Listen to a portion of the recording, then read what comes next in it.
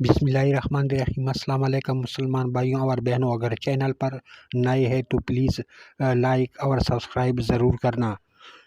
ایک شخص نے کسی بزرگ سے کہا، اے بزرگ، جب میں نے زوجہ کا انتخاب کیا اس وقت وہ مجھے اتنی خوبصورت لگتی تھی جیسے خدا نے اس سے زیادہ حسین و جمیل کسی اور کو بنایا ہی نہیں ہے، لیکن جب میری منگنی انگیجمنٹ ہو گئی تو میں نے بہت سی لڑکیوں کو اس کی طرح حسین و دلکش پایا، اور جب ہماری شادی ہو گئی تو میں نے دیکھا کہ ہزاروں عورتیں اس سے زیادہ خوبصورت اور حسانت و دلکشی کا مجسمہ ہے۔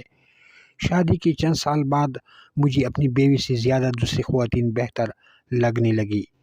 بزرگ نے فرمایا، کیا ان تمام باتوں سے زیادہ تلخ و ناگوار بات بتاؤں؟ مرضی بتائے۔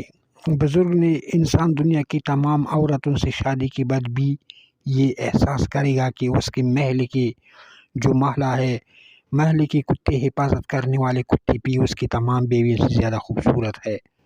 مرد ہنستے ہوئے بولا، آپ ایسا کیوں فرما رہے ہیں؟